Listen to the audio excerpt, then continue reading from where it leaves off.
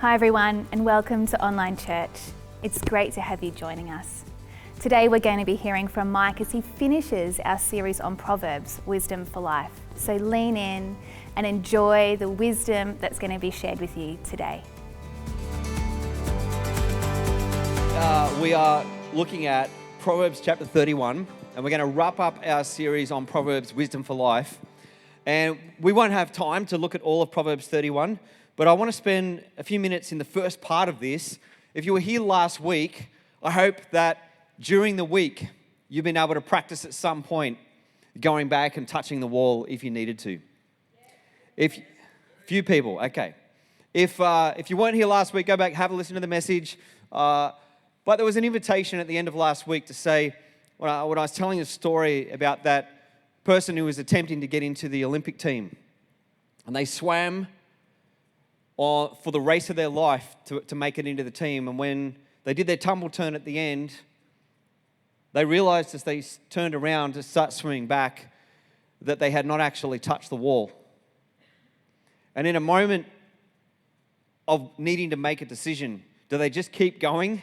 And this is in the era before they had the technology to confirm whether they'd touched the wall or not. They made a choice of integrity to turn around, go back and touch that wall, knowing that this could cost them the very thing that they've been working their entire career towards. And they missed out, because sometimes there's a cost. But this is what it means to be a person of integrity, a person who lives by our values and not just by what we get or what we want or how things are going to turn out for us. And during the week, I felt like a humbled and also equally a proud pastor at the same time, if you can actually be both of those. Because I had a few different people during the week that reached out to me to say,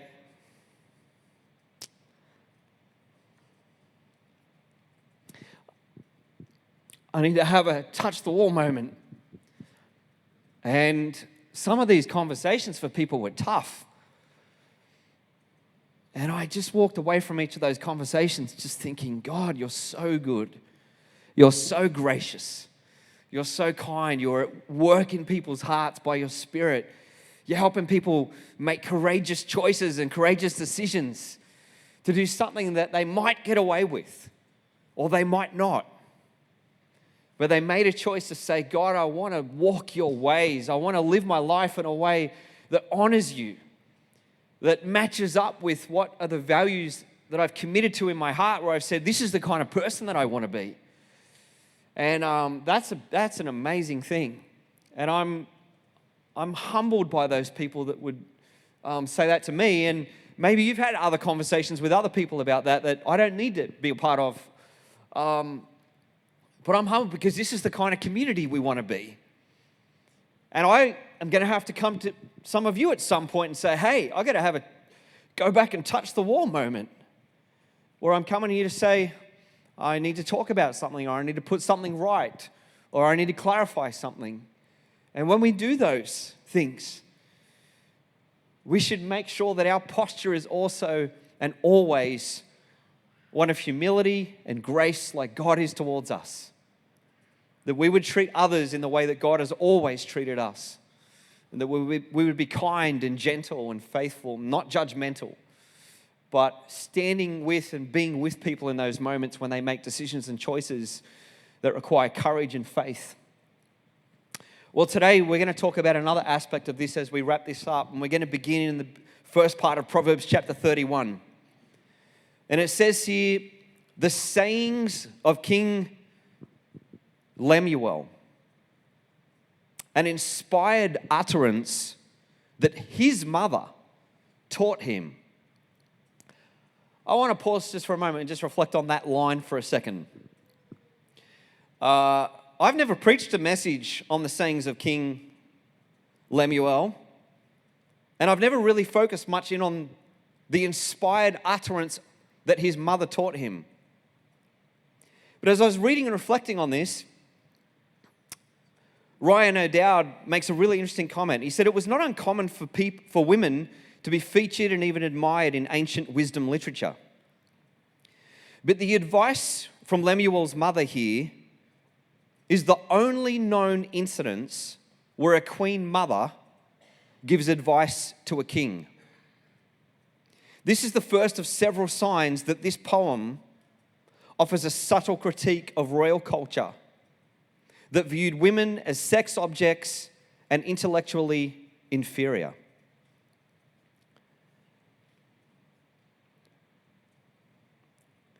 These are sayings to a king that are recorded for us to reflect on about what it would look like for us to live lives that are wise, as opposed to lives that are foolishness and that walk the path of folly. And then verse 2 emphasizes this. 3 times the phrase is said, "Listen, my son. Listen, son of my womb. Listen, my son, the answer to my prayers." In this literature, when someone's saying the phrase, "listen" 3 times, this is a cue to us to realize that they are emphasizing something that's super significant. And it says, "Do not spend your strength." This is coming from a mother to a son who's a king, on women. "Your vigor on those who ruin kings." It's important to understand what this is not saying. This is not saying, do not buy your wife jewelry. I just needed to clear the air on that. This is not saying, do not be respectful and kind and generous. What this is saying is, in your role in leadership, whatever your role and your function is, live up to its calling and its identity and its purpose. And do not walk the path of foolishness and folly by spending your resources and your time on things that will only end in ruin and making a mockery of who you are and what your role is about.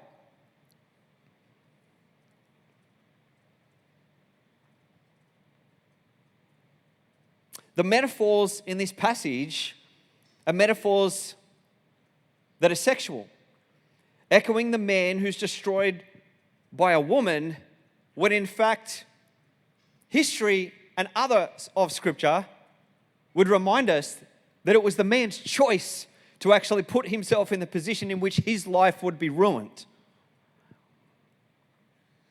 And this is to be contrasted with placing oneself in a scenario that will bring disgrace to you and what your role in your life is about, as opposed to the contrast of the woman, the Hebrew word hael, which means vigor or strength or valor, who should be desired, that we read about in verse 10 and then verse 29, commonly referred to as the Proverbs 31 woman. And we won't be spending a lot of time today reflecting on that part of the scripture, but I will say this. The second half from verse 10 onwards to the rest of the end of Proverbs 31 is a passage of scripture that has been at different points in history and in different times used as a weapon against women by some men, used as a way to be able to control a narrative that says, this is what you should be like.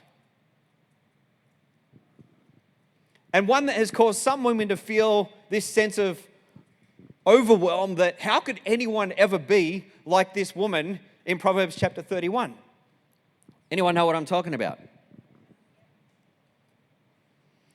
When in fact the passage, though it uses examples of that day's culture in the ancient Near East, of some of the things that a woman would do, is actually a metaphor that's tying together all of these proverbs and these collections of these 914 proverbs in saying this image of the kind of woman that King Lemuel should be pursuing is a wise woman and not someone who's going to bring ruin to his path and his responsibilities. And it's also a picture of what Lady Wisdom actually is. A wise woman of character who's faithful. And so it's aspirational for women, but it's actually aspirational for men. Because this is what wisdom looks like, and the attributes can be found and can be sought after by men and women. But it's a challenge from this mother to her son to consider his ways in the way that he conducts his life. If there's any challenge in this Proverbs 31, it actually tends to be towards the person in power, in this case the king, and how that they will conduct their life and how they will walk the path of wisdom. It goes on in verse 4. It is not for kings, Lemuel, it is not for kings to drink wine, not for rulers to crave beer, lest they drink and forget what has been decreed and deprive all the oppressed of their rights. Let beer for those who are perishing, wine for those who are in anguish. Let them drink and forget their poverty and remember their misery no more. This is an interesting passage because if you take this literally, you will forget the actual point that's going on here and what the writer's getting at. This is not meant to be used as a verse to say one should never drink alcohol. This is a passage that's reminding a king who in the ancient Near East would have access to hard drinks, unlike the average person, who could spend their time however they wanted if they choose. But a challenge to them to not live their life, wasting their life away, numbing themselves and dulling their senses, meaning that they won't be able to act justly and do their role with excellence. And it's almost sarcasm that's used here to kind of say, listen, if anyone's going to drink like this, it's going to be someone whose life is just, they see no more point in their life. This would be why someone would turn to this to kind of numb their pain, which if it haven't worked out yet, pretty much the whole planet's worked out all of our own individual ways of trying to numb our pain, to try and deal with loss and those things in our life that are a struggle. But wisdom would ask us to self-reflect and say, what's going to most help me? And in this case, if you're in a position of leadership like this king, and let me clarify, King Lemuel is not really noted as a king of Israel, as you might expect coming in this. There's lots of ideas about who this person is. Some people assume that it was another name for King Solomon. Some people say he was the king of Massa. Some people say it's just a pseudonym for someone who was in a position of leadership. But regardless, the writer of these Proverbs that's put these together wants us to know that the person who's in a position of influence has a responsibility not to waste their life. The king must keep his wits to seek justice, to limit harm, and to care for the casualties of life that often slip through the cracks. And then the big challenge his mother puts to him. And remember, 3 times she said, listen up. Listen up, my son. Listen, my son. Verse 8 and 9, speak up for those who cannot speak for themselves, for the rights of all who are destitute. Speak up and judge fairly. In other words, discern. Defend the rights of the poor and the needy. This is a great challenge to this son of this queen mother. You have a responsibility. You're in a position of influence, of power. How are you going to use it? And she's calling him.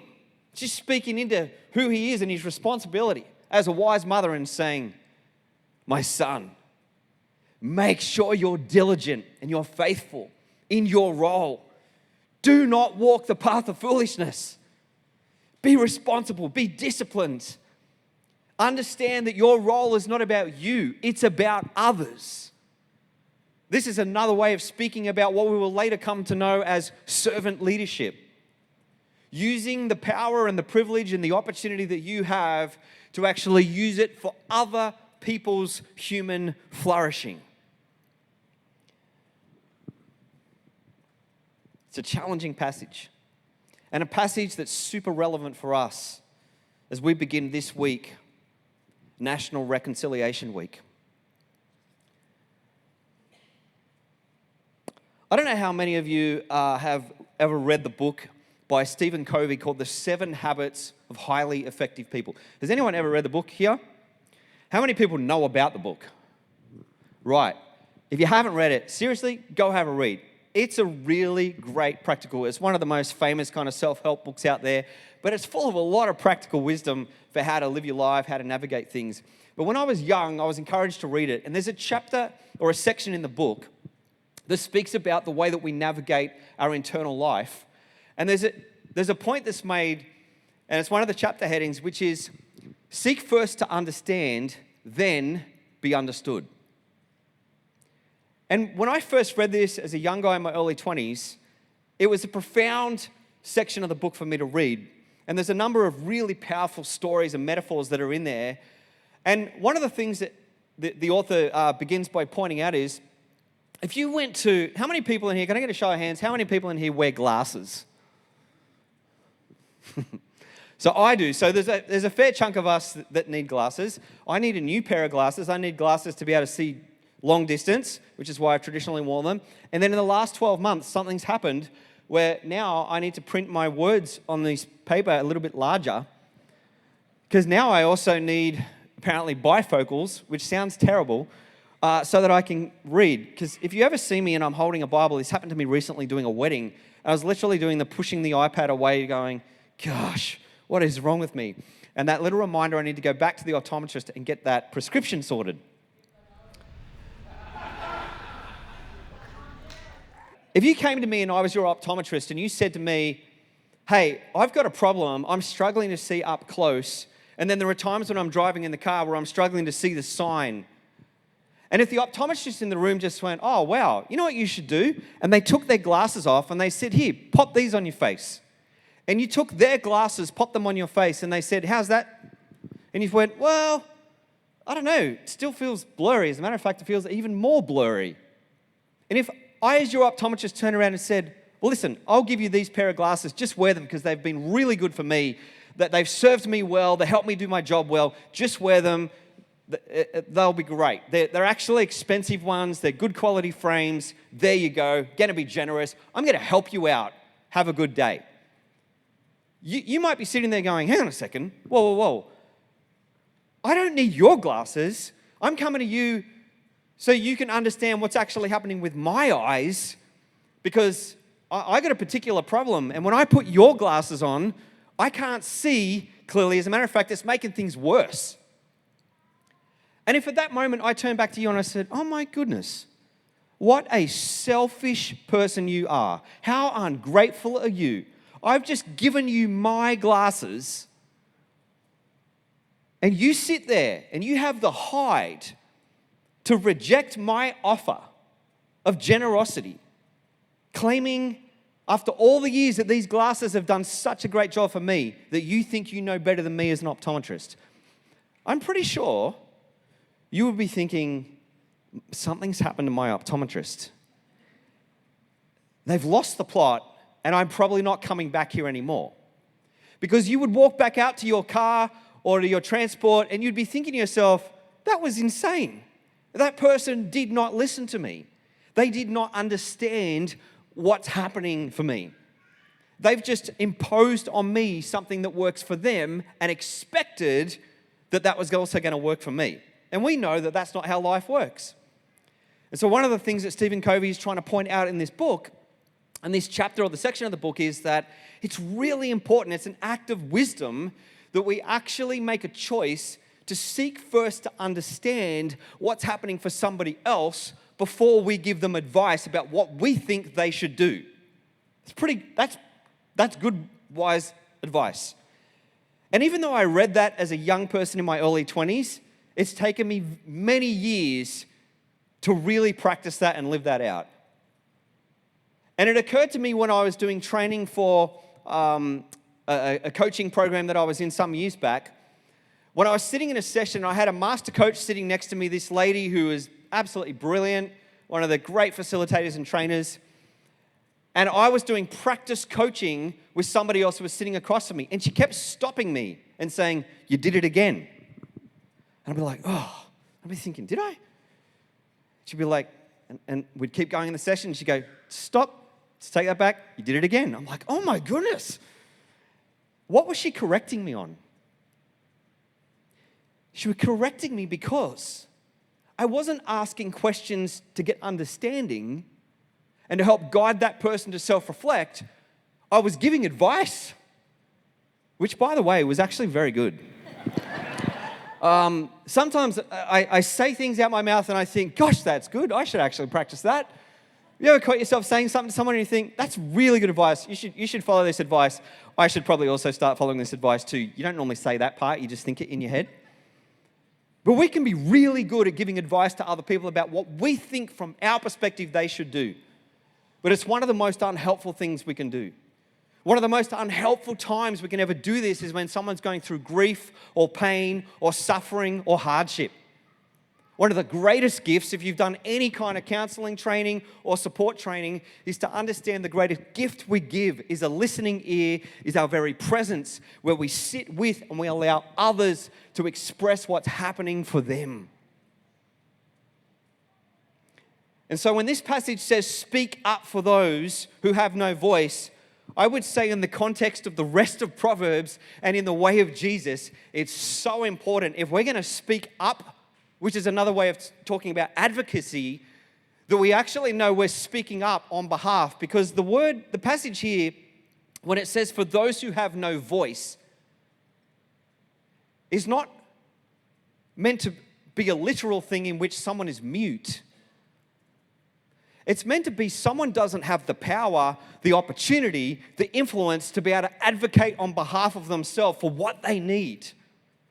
And so they're reliant on somebody else who has a position or an opportunity or has the ear of someone who can make a decision or a choice to actually represent that person and speak up on their behalf. This is what we do for children.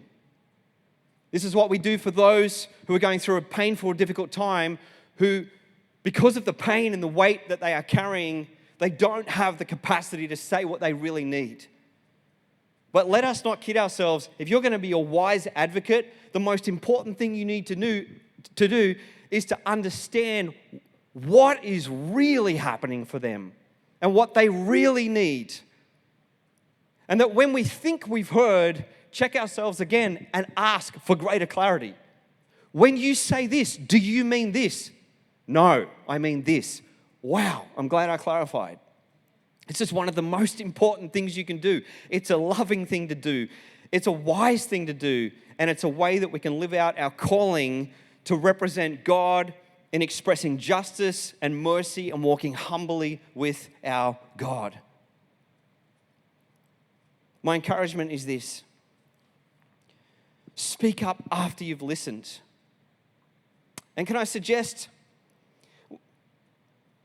when we take the position, the humble position of a servant, like Jesus washing someone's feet, may we place ourselves in a position where we seek to learn, where we seek to listen, where we read, where we reflect, where we don't jump to quick advice and quick decisions and choices, but we actually make sure that what it is we're going to advocate on or speak up for, how we're going to act, is going to truly serve the best interests of this person and not just us, not just our reputation, not just our nod to something that makes us look like we're an amazing helper or we're an amazing leader, but something that actually truly represents the person that it is that we're speaking up for. One of the things that I've been trying to focus on doing recently is focusing on my values over my opinions. I want to bring a confession of mine to you all this morning. I grew up in a middle-class family in Sydney, Australia,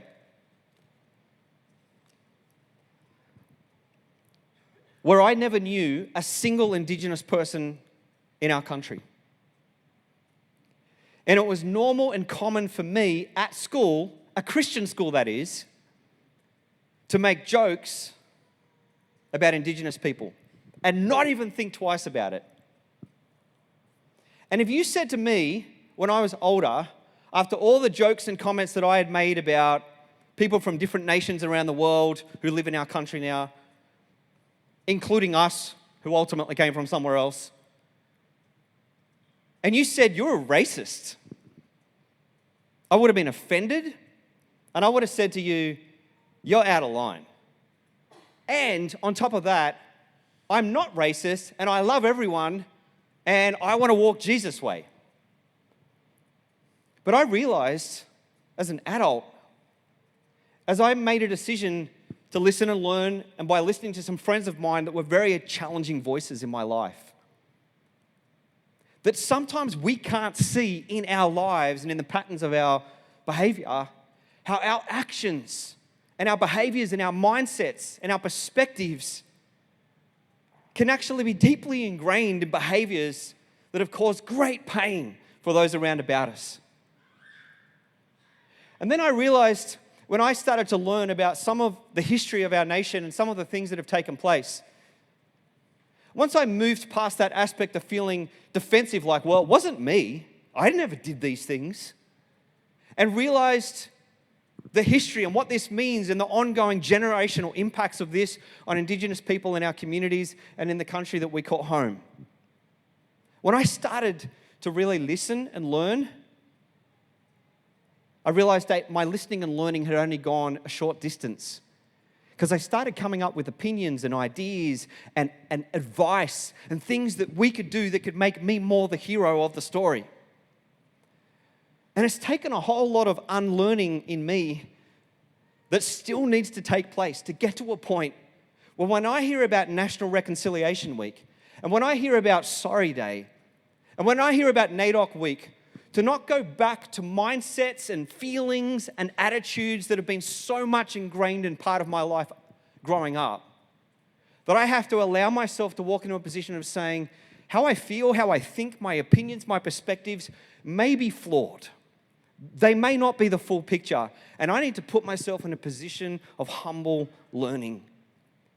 This week is National Reconciliation Week, which means a week where Aboriginal and Torres Strait Islander peoples and non-Indigenous people of all cultures that call this land Australia come together to learn more about Aboriginal and Torres Strait Islander cultures and histories and to share that knowledge with others.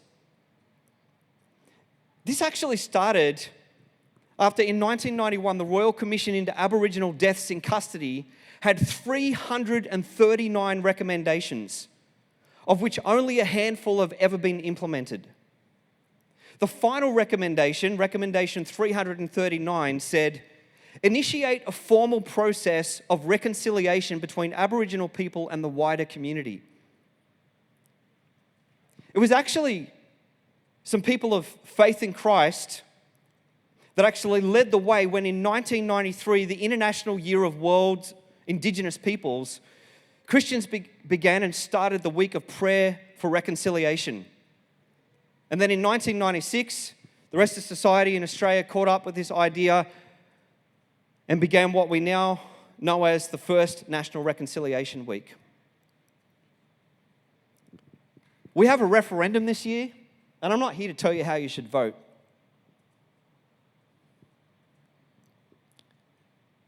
Everyone has a conscience, everyone has a choice, you've got to do your research, but I want to encourage you, and I'll put a couple of websites up on the screen. Go and read. Don't just go off whatever news media you listen to, no matter what end of the spectrum it is. Listen, learn, ask people that this actually impacts, not just, doesn't really have a huge impact on me. Learn. Hear different perspectives on different people.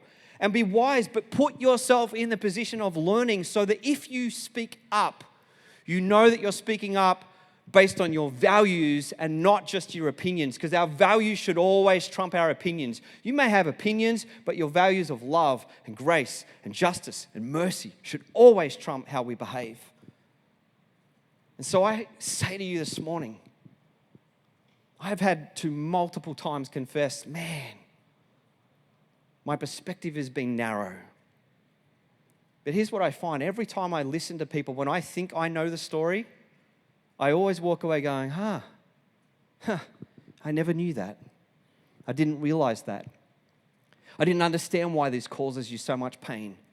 I didn't understand why, almost like years ago, I don't understand. Why can't they just get over it? You listen to the people that have sat in front of me and told me why they can't get over it. And you will never say that phrase again. Which is why until you lose a child, someone says, why are you still grieving? Or when you have a child who has special needs, and someone walks up to you in a shopping center and says, well, in my day, we used to just discipline a kid like this who behaved like this in a shopping center. And I let that person walk past, when in my head I'm thinking, I wouldn't mind ankle tapping them right now and letting there be an episode right here in the middle of Woolworths. Because I used to think like that until it was my reality. So may we walk into a position of humility and we say, Lord, open our eyes and our ears. And may we speak up for those who have no voice.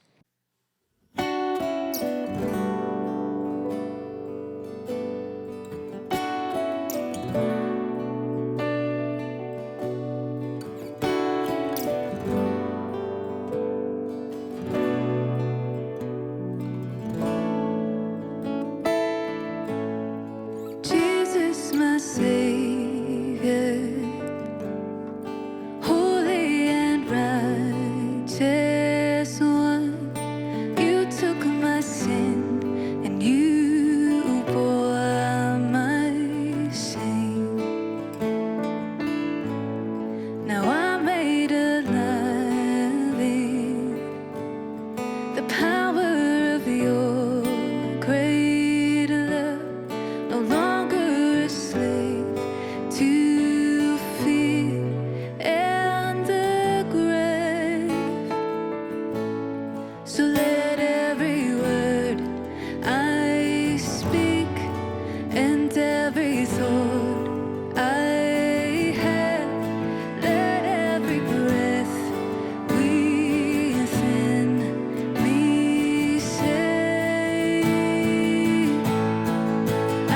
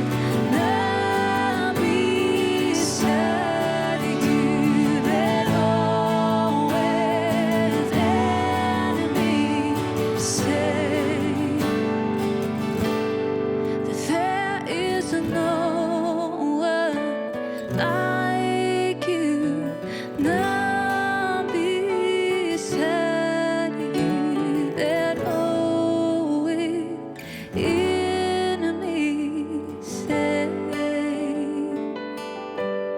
that I love you with all of my heart and all of my soul. I will live for you alone.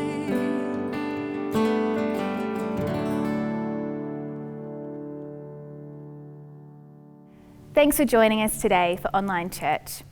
If you'd like to watch any of our previous services, you can see them by clicking here. If you'd like to see any of our stories from our community, you can click the link here. May you have a wonderful day, and we'll see you next time.